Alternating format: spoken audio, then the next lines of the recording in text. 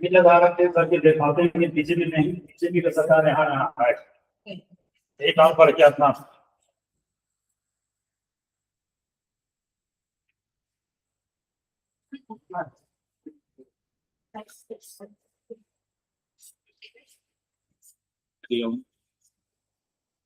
सुन पा रहे हैं?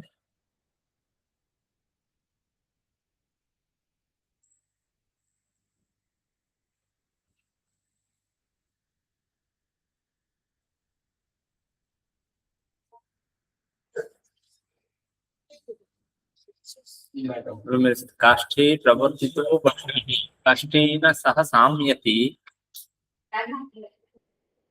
नादे प्रवर्तितं चित्तं नादेन सह लीयते। काष्ठे प्रवर्तितो बह्निः, काष्ठे माने लकड़ी में, प्रवर्तिता, प्रवर्तित शब्द से अर्थ क्या है?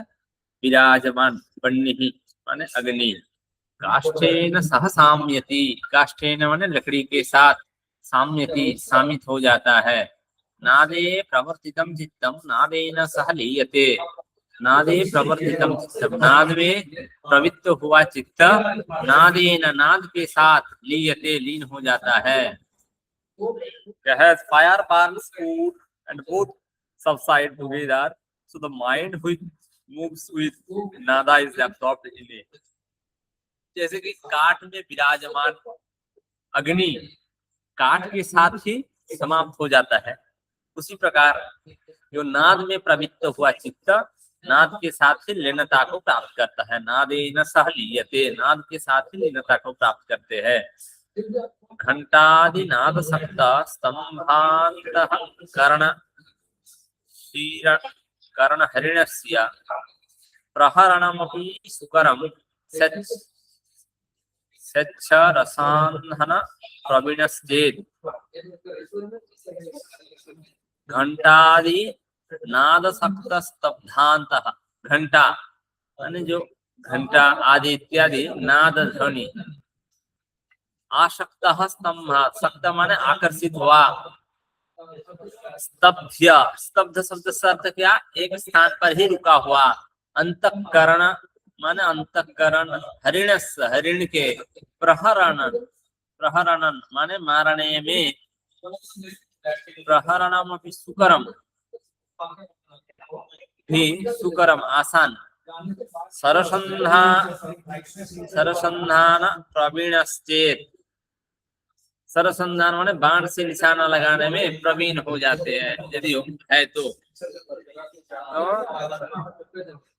घंटा आदि नाद के प्रति आकर्षित अंतःकरण स्तब्ध होकर रुक जाता है, घंटा आदि के नाद के प्रति आकर्षित अंतःकरण माने मन आदि जो है स्तब्ध होकर रुक जाता है, तब इस मन रूपी जो हिरण है उसको मारने हेतु सरसंधान में प्रवीण के लिए सरल हो जाता है।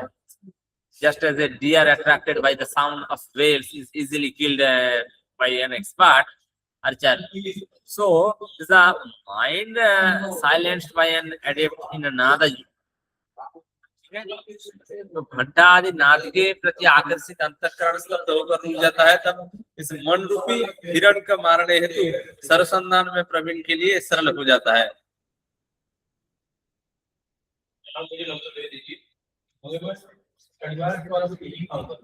अनाहतस्य शब्दस्य ध्वनिर्य उपलभ्यते, ध्वनेरन्तर्गतः ज्ञेयं ज्ञेयस्यान्तर्गतं मनः, मनः तत्र लयं याति तद् विष्णुः परमं पदम्। जो अनाहत के शब्द से ध्वनि के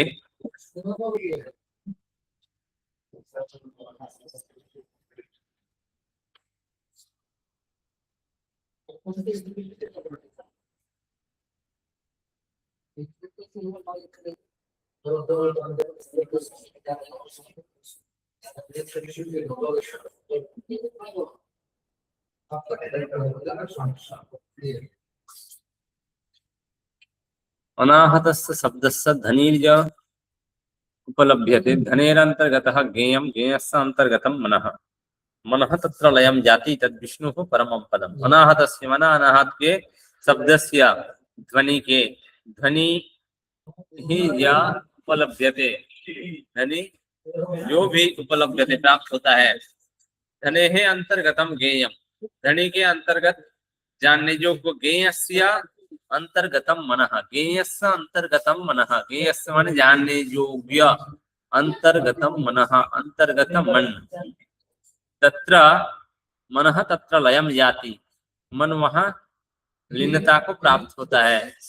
तत् विष्णु परम पदम, वहाँ विष्णु के परम पद परम स्थान है। तो जो भी अनाहत ध्वनि उपलब्ध होता है उसी ध्वनि के अंतर्गत सभी ज्ञेय माने जानने योग्य वस्तुएं रहती है।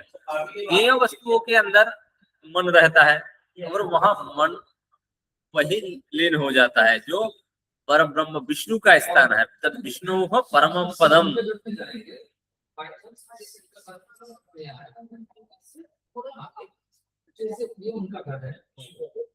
तावत् काश संकल्प यावत् शब्दः प्रवर्तते निःशब्दं तत् परम ब्रह्म परमात्मेति गीयते।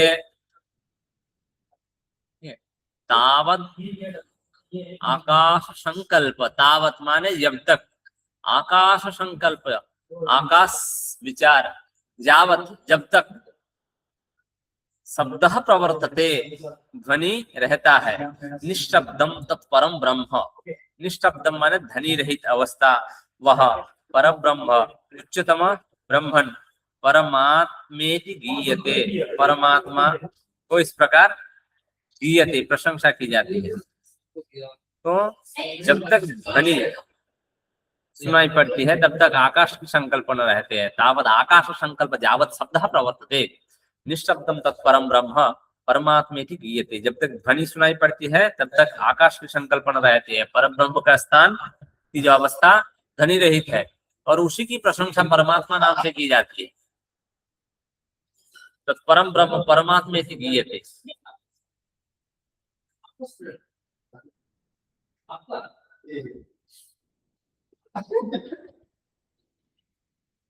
जब तक तावत आकाश संकल्प, the conceptions of akasa, substratum of sound, exist as long as the sound is heard. The soundless, which is the supreme reality, is called the supreme atma. तो परम ब्रह्म का स्थान की अवस्था बनी रही है, उसी की प्रशंसा परमात्मा नाम से की जाती है। जब किंचित नाद रूपेण श्रूयते शक्तिरेव सा, जब किंचित नाद रूपेण श्रूयते शक्तिरेव सा,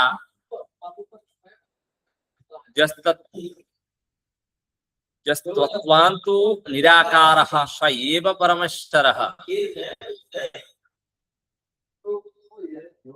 जत्किंचित नाद रूपेण, जत्किंचित माने जो कुछ भी, नाद रूपेण नाद के रूप में, श्रूयते सुनाई पड़ता है, शक्ति रेवशा शक्ति केवल वह, जस्तत्वान्तु जस्तत्वांत जह माने जो कोई तत्वांत परम सत्य, तत्व के अंत क्या है, परम सत्य जो है, निराकारः वो क्या है, निराकार रूप रहित, स एव परमेश्वरः वह ही केवल परमेश्वर है।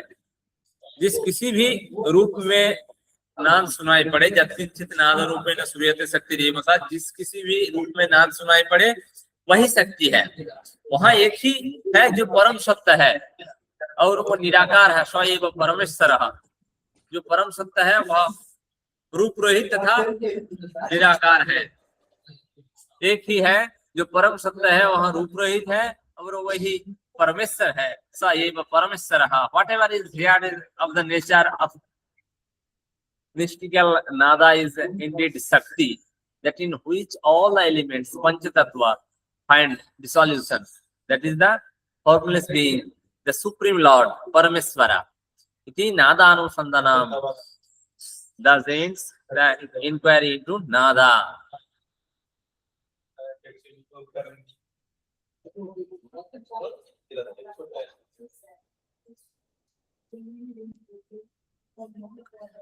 सर्वे हठलयोपाया राजयोगस्य सिद्धये राजयोग समारा आरूढ़ः पुरुषः कालवंचकः। सर्वे हठलयोपाया, सर्वे माने सभी, हठयोग लय के उपाय अन विधिया, राजयोगस्य सिद्धये, राजयोग के सिद्धि के लिए, राजयोगम समारूढ़ पुरुषः कालवंचकः, राजयोग समाधि समारूढ़ प्राप्त हुआ पुरुष, कालवंचकः मृत्यु को ठगने वाले, कालवंचकः। All the process of Hatha and Laya Yoga are what the means to attain Raja Yoga Samadhita. One who attains Raja Yoga is victorious over time. तो सभी योग एवं लय योग की जो विधिया राजयोग की सिद्धि के लिए ही है। हठम बिना राजयोग और राजयोगम बिना हठ, इससे पहले भी पढ़े थे। तो इसमें कह रहे हैं कि सभी हठयोग एवं लय योग की जो विधिया राजयोग की सिद्धि के लिए है, वह साधक जिसने राजयोग प्राप्त कर लिया है, राजयोग समारूढ़ पुरुषः कालवंचकः, वह मृत्यु को भी ठगने अर्थात मृत्यु से भी बचने की योग्यता को प्राप्त कर लेता है। सभी साधन जैसे कि आसन, कुंभक, शोधन क्रियाएं, मुद्राएं और नादानुसंधान, ये सब क्या है, राजयोग प्राप्ति के एक उपाय है। तो हठयोग के बारे में अज्ञानी व्यक्ति को पहले हठयोग को शरीर का योग मानते हैं और हठयोग को मात्र शरीर के लिए मानते हैं। बस तो शरीर का योग का तात्पर्य है कि शरीर के द्वारा योग।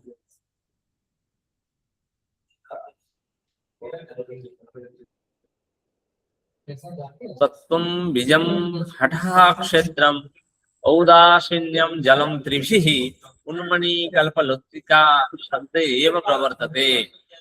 तत्त्वं बीज हठः क्षेत्रम् औदासीन्यम जलम त्रिभिः, क्या क्या है, तत्व जो सार है, सत्य जो है, बीज और हठ, हठ योग, क्षेत्रम, क्षेत्रम माने क्या है, खेत या औदासीन्यम, औदासीन्य माने उदासीनता, और जल माने पानी, इन तीनों के द्वारा त्रिभिः उन्मनी कल्पलतिका शब्द एवं प्रवर्तते। उन्मनी जो उन्मनी अवस्था, राजयोग समाधिस्थ उन्मनिश्च मनन, उन्मनी जो अवस्था एक है समाधि की अवस्था। कल्पलतिका, कल्पलतिका माने देव, देवी लता, सदैव प्रवर्तते, सत्यमान शीघ्र ही प्रवर्तते, प्रवृत्त होना आरंभ हो जाता है, प्रारंभ हो जाता है। सत्य बीज है, हठ योग क्षेत्र है, तो वैराग्य क्या है, पानी है। इन तीनों के सम्मिलित सहायता से उन्मनी अवस्था कल्पलता के समान शीघ्र आना शुरू हो जाती है। उन्मनी कल्पलतिका सत्य एवं प्रवर्तते। तत्व इज सीड, हठ is the soil, total desirelessness, वैराग्य इज द वाटर, वैराग्य क्या है, water. By these three, the kalpa vriksha is fulfilling tree, which is the unmani avastha, mindless state, immediately sputters forth. तो किसी भी पौधा को जैसे कि विकास के लिए 3 चीजों की जरूरत है, वैसे ही क्या क्या जरूरत है, बीज, स्थान और पानी। ये 3 चीजों की सहायता से हमें इच्छित फल की प्राप्ति हो सकती है। जैसे जमीन से कोई चीज तीनों की सहायता से बढ़ती है, वैसे ही यौगिक जो अभ्यास का उच्चतम फल है, ये क्या है, उच्चतम फल जो है उन्मनी अवस्था या राजयोग। इन्हीं 3 चीजों की सहायता से उन्मनी अवस्था प्राप्त की जा सकती है। वहाँ बीज तत्व है जो वस्तुतः चित्त या मन है, और हठ अभ्यास इनका क्षेत्र है, विषय वस्तुएं के प्रति वैराग्य पानी है। तत्वं बीजम हठः क्षेत्रम औदासीन्यम जलम त्रिभिः उन्मनी कल्पलतिका शब्द एव प्रवर्तते। सत्व बीज है, हठ योग क्षेत्र है, और वैराग्य इसमें पानी के साथ तुलना किया गया है। इन तीनों की सम्मिलित सहायता से उन्मनी अवस्था कल्पलता के समान शीघ्र आना शुरू हो जाता है। कल्पलतिका शब्द एव प्रवर्तते।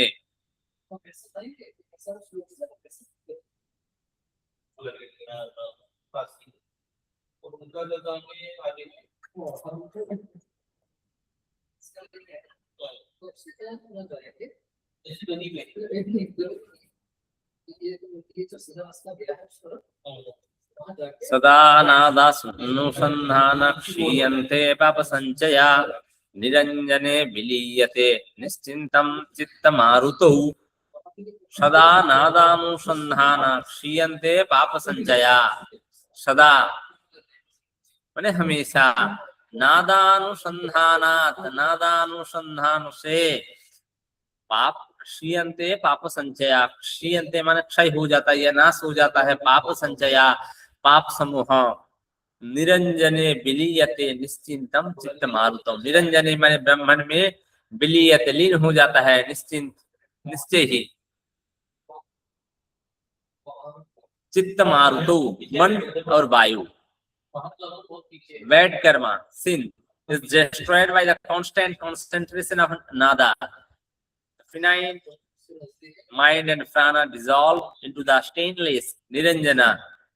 हमेशा नादानुसंधान करने के परिणाम स्वरूप पाप समूह जो है वो नाश हो जाता है या नष्ट हो जाता है, और मन तथा वायु दोनों ही निश्चय ब्रह्म में लीन हो जाता है। निरंजने विलीयते निश्चिंतम चित्त मारुतो। तो मन और मारुत वायु दोनों निश्चय ही ब्रह्म में लीन हो जाता है। शंख दुंदुभिनादं च न शृणोति कदाचन काष्ठवज्जायते देह उन्मनी अवस्थाया ध्रुवम। शंख दुंदुभिनादम, शंख जानते हैं, शंख, और दुंदुभि माने एक प्रकार के वाद्य यंत्र। न शृणोति कदाचन, न शृणोति कदाचन, नहीं सुनता है कभी भी। काष्ठवज्जायते देह, काष्ठ के समान हो जाता है शरीर। उन्मनी अवस्थया ध्रुवम, उन्मनी अवस्था के कारण निश्चय ही। The body becomes like a log of wood in the unmani avastha, and not even the sound of conch or dhunduvi drum is perceived by the yogi. उन्मनी अवस्था के कारण निश्चय उसका शरीर काठ के समान हो जाता है, और वह साधक शंख और धुंधुवी जो ध्वनिया को कभी भी नहीं सुनता है, अर्थात कई भी चीज उसे विचलित नहीं करती है। सर्वावस्था विनिर्मुक्तः सर्वचिंता विवर्जितः मृतवत् तिष्ठते योगी समुक्तो नात्र संशयः। सर्व अवस्था विनिर्मुक्त, सभी प्रकार के जितने अवस्था है ये विनिर्मुक्त, मुक्त होकर, सर्व चिंता विवर्जित, सभी चिंता और विचार से विवर्जित दूर हो जाता है। मृतवत् तिष्ठते योगी, मृतों के समान तिष्ठते रहते हैं योगी। योगी समुक्तो, वह मुक्त है, ना अत्र संशय, उसमें कोई डाउट नहीं है। The Yogi who has gone beyond all the states of consciousness, who is freed of thought, who appears did in previous to stimulus is liberated without doubt. सर्वावस्था विनिर्मुक्त, सभी अवस्थाओं से ऊपर उठकर, सभी चिंताओं से दूर होकर और मृतवत रहते हुए साधक मुक्त ही है, इसमें संदेह नहीं है। नात्र संशय। अदन्तेन च कालेन बद्धन्तेन च कर्मणा साध्यन्तेन केनापि योगी युक्तः समाधिना।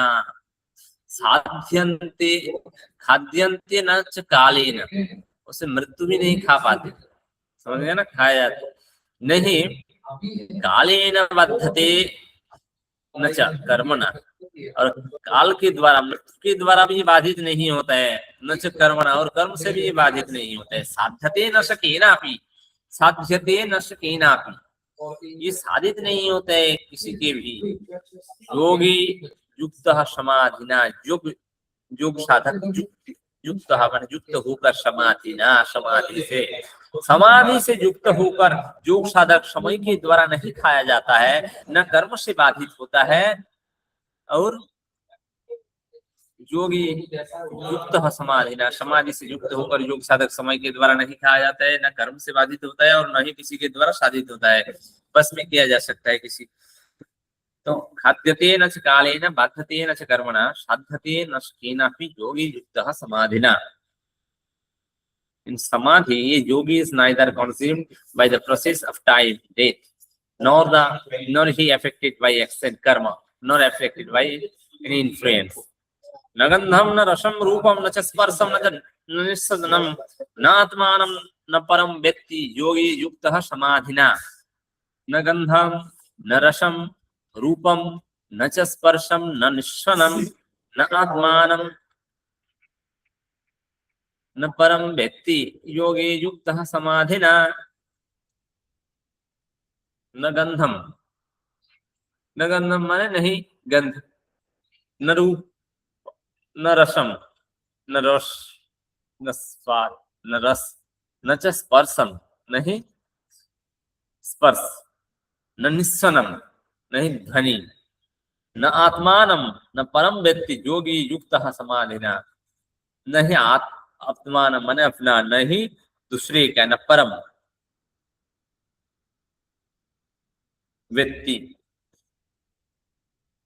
जानते हैं योगी युक्त समाधिना, योग साधक युक्त में रहकर, युक्त रहकर समाधिना समाधि।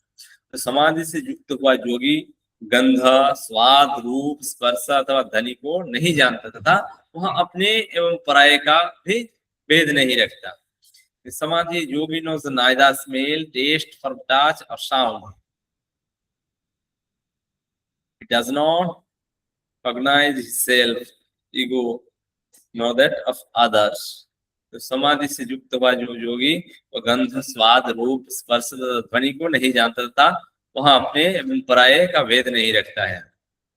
चित्तम न सुप्तम न जागृत स्मृति विस्मृति वर्जितम न च अस्तमेति न उदेति यस्य असौ मुक्त एव सः।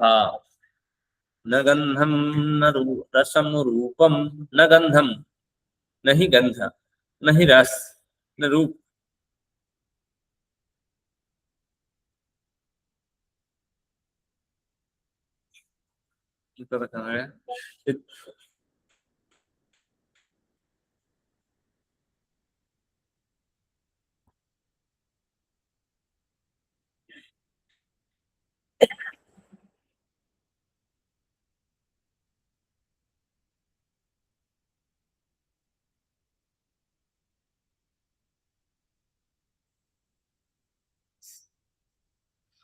न गंधम न रसम रूपम न चित्तम न सुप्तम न जागृत स्मृति वर्जितम न चास्तमेति न उदेति यस्य असौ मुक्त एव सः। चित्तम न सुप्तम, चित्त माने मन, नहीं सोता है, न जागृत नहीं जागता है, स्मृति विस्मृति, स्मृति माने यादें जो है, विस्मृति और ये सब वर्जित। न च अस्त मेति न उदेति यस्य असौ मुक्त एव सः। न त अस्त माने क्रियाहीनता इति आता है, नहीं उदित उदित होता है, जैसा जिसके असौ ऐसा साधक मुक्त एव सः, ये क्या है मुक्त। तो मन तो न सोता है और न जागता है, स्मृति और विस्मृति से संबंध नहीं रखता है, न तो उसका मस्तिष्क क्रियाशील रहता है और न ये क्रिया रहित होता है। ऐसे साधक मुक्त ही है, one whose mind is neither asleep or nor awake, whose mind is devoid of memory and forgetfulness, neither oblivious nor active, is indeed liberated. तो मन तो सोता है और न जागता है, स्मृति और विस्मृति से संबंध नहीं रहता है, न तो उसका मस्तिष्क क्रियाशील रहता है और न ही क्रिया रहित होता है। ऐसे साधक मुक्त ही है। न च अस्तमेति न उदेति यस्य असौ मुक्त एव सः। न विजानाति शीतोष्णम न दुःखम न सुखम तथा न मानम न अपमानम च योगी युक्तः समाधिना।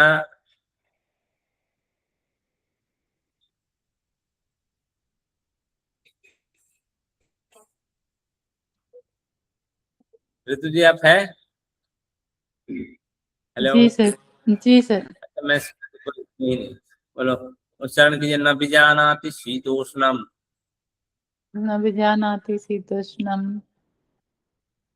न दुःखम न सुखम तथा न दुःखं न सुखं तथा न मानं न अपमानं न मानं न अपमानं च योगी युक्तः समाधिना च योगी युक्तः समाधिना न विजानाति शीतोष्णम, नहीं जानता है क्या शीत और उष्ण। शीत माने ठंड और उष्ण माने गर्मी। गर्म। योग सूत्र में किसके लाभ में पढ़े थे? तो द्वंद्वान और अणुविघात पढ़े थे। आसन के सर। हाँ, इसमें क्या कहें, न विजानाति शीतोष्णम न दुखम न सुखम तथा न मानम न अपमानम च योगी युक्त समाधिना। नहीं जानता है, विजानाति माने जानता है, शीत और उष्ण, ठंडा और गर्म, नहीं दुख और न सुख, न मान न अपमान, और योगी युक्त समाधिना, जो योगी योग साधक युक्त हुआ समाधिना समाधि से। तो ऐसा साधक न तो ठंड और न तो गर्म समझता है, सुख और दुख, मान और अपमान ये सबसे परे हो जाते हैं, जो समाधि से युक्त हो गया है ऐसा साधक।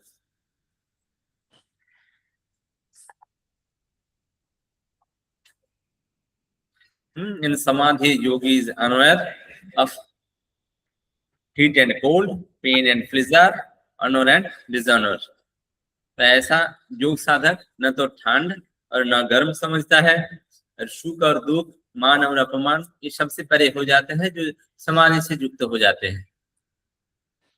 ऐसे जी। साधक जो समाधि से युक्त हो गया है।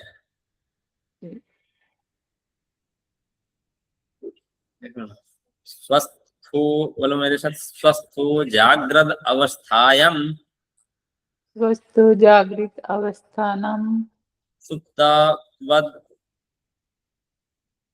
सुप्तवद अवतिष्ठते सुप्तवदवतिष्ठते निःश्वासोच्छ्वास हीनश्च निःश्वास निश्वास उच्छ्वास उच्छ्वास हीनश्च, हीनस्य निःश्वास उच्छ्वास हीनश्च निश्वास उच्छ्वास हीनस्य निश्चितं मुक्त एव सः। निश्चितं मुक्तः एव निश्चितं सः। मुक्त एव सः। स्वस्थो निश्चितं जागृत मुक्तः। अवस्थायाम, स्वस्थ माने अपने आप में स्वस्थ रहना, जागृत जगे हुए अवस्था में, सुप्तवद अवतिष्ठते, सुप्तवद माने सोए हुए के समान, अवतिष्ठते जहाँ अवतिष्ठते माने रहते हैं, निश्वास उच्छ्वास हीनस्य, निश्वास माने जानते हैं श्वास, हाँ और छोड़ना। उच्छ्वास, उच्छ्वास माने प्रश्वास, श्वास प्रश्वास रहित, हीनस्य निश्चित मुक्त एव सः, वहां निश्चय ही मुक्त, he who seems asleep in the awakening state, who is without breathing, it is perfectly healthy, is verily liberated। तो अपने आप में रहती हुई इस जागृत अवस्था में सोए हुए के समान रहता है, और श्वास प्रश्वास रहित रहित होकर वह निश्चय ही कैसा होता है, वह मुक्त है। निश्वास उच्छ्वास हीनश्च निश्चितं मुक्त एव सः।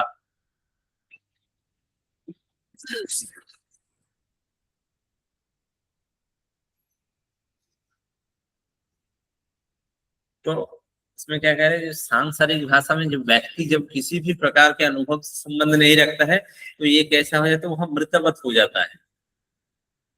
और इसलिए स्वात्माराम ने भी ऐसे योगी की उपमा इस प्रकार से की, मृतवत तिष्ठते योगी।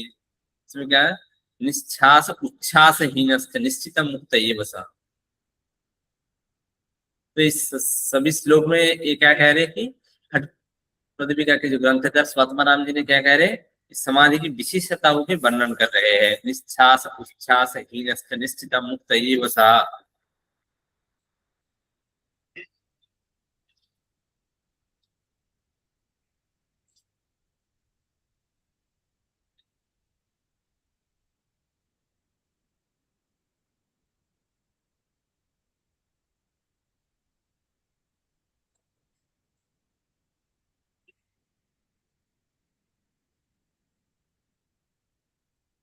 नेक्स्ट बोल अवध्यः सर्वशास्त्राणाम् अवध्य सर्वशास्त्राणाम् अशक्तः सर्वदेहिनाम् सख्यः सर्वदेहिनाम् अग्राह्यो मंत्रयंत्राणाम् अग्राह्यो मन्त्रयन्त्राणाम् योगी युक्तः समाधिना योगी युक्तः समाधिना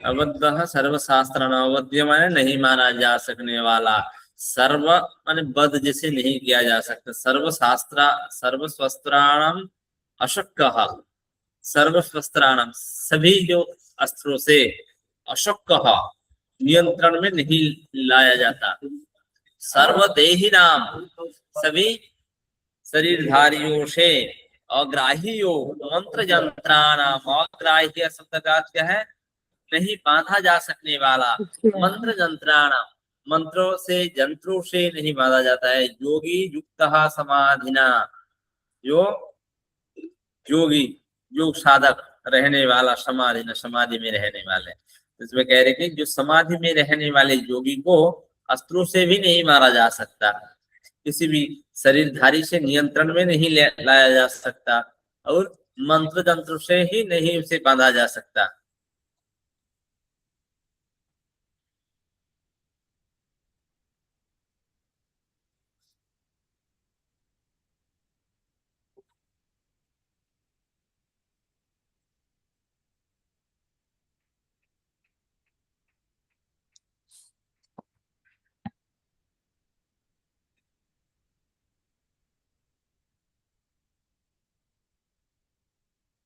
बोलो जावत नैव प्रविशति यावत् नैव प्रविशति चरण मारुत मध्य मार्गे चरन्मारुत मध्य मार्गे यावन बिंदुर्न भवति यावत् बिन्दुर्न भवति दृढ़ प्राणवात प्रबंधात् दृढ़ दृढः प्राणवात प्राणवात प्रबंधात् प्रबन्धात् दृढ प्राणवात प्रबन्धात् सहज सदृशम यावत् ध्याने सह सदृशम् जायते न एव तत्वम जायते न एव तत्त्वम् तावत् ज्ञानं वदति तावत् ज्ञानं वदति तदिदं दम्भ मिथ्या प्रलापः। तदिदं दम्भ मिथ्या प्रलापः। जावत माने जब तक नैव नहीं प्रविशति प्रवेश करता है, चरण मारुतो मध्य मार्गे, चरण माने भ्रमण करते हुए, मारुत वायु मध्य मार्गे सुषुम्ना मार्ग में, जावत बिंदु न भवति दृढ़, जब तक बिंदु या वीर्य नहीं होता है, भवति दृढ़ दृढ़ होता है, प्राणवात प्रबंधात, प्राणवात माने प्राणवायु प्रबंधात प्रबंध करने से, जावत ध्यान सहज सदृशम, जावत जब तक ध्यान में सहज के समान, जायते होता है, न एव तत्तम नहीं सत्य जो है, तत्व माने यथार्थ ज्ञान नहीं सत्य, तावत ज्ञानम बदती तदिदम दम्भ मिथ्या प्रलाप, तावत ज्ञानम तब तक ज्ञान कहते हैं, तत् इदम उस इदम वह दम्भ मिथ्या प्रलाप, अहंकार से पूर्ण, मिथ्या माने झूठे प्रलाप। While the prana does not flow in the middle passage of Sushumna, सुषुम्ना जानते हैं, while the बिंदु is not steadied, तो जब तक चलायमान वायु सुषुम्ना मार्ग में प्रवेश नहीं करता है, जब तक वीर्य प्राण वायु पर नियंत्रण के कारण दृढ़ नहीं हो जाता है, यावत ध्यान सहज सदृशम जाते नहीं तत्वम तावत ज्ञानम वदति तदिदम दम्भ मिथ्या प्रलापः। तो जब तक सहज रूप में सत्ता पर ध्यान नहीं लग जाता है, तब तक ज्ञान प्राप्त हो गया ऐसा कहना मिथ्या है, तदिदम दम्भ मिथ्या प्रलापः, तब तक ज्ञान प्राप्त हो गया ऐसे कहना मिथ्या, अहंकार से पूर्ण प्रलाप है।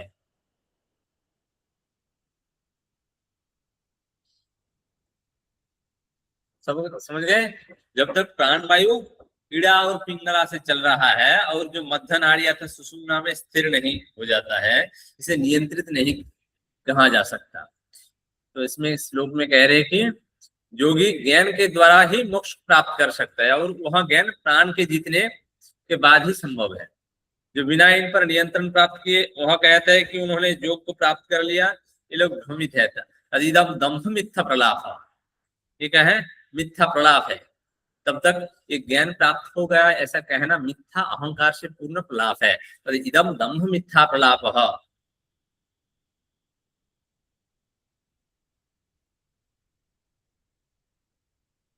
दम्भ बोस्टफुल एंड फॉल्स टेल्स,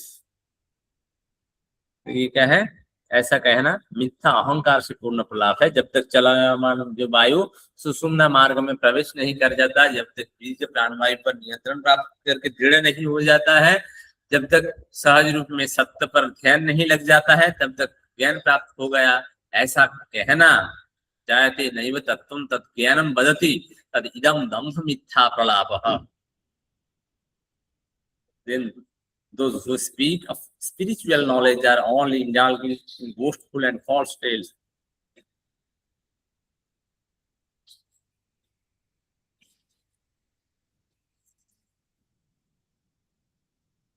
और श्लोक है ना, खत्म हो गया क्या?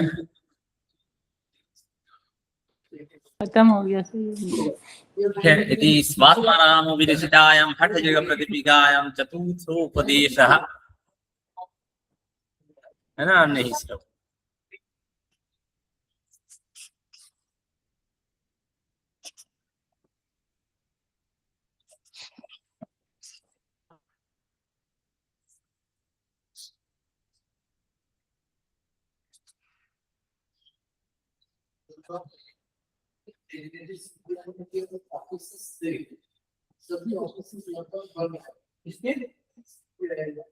हाँ ठीक है,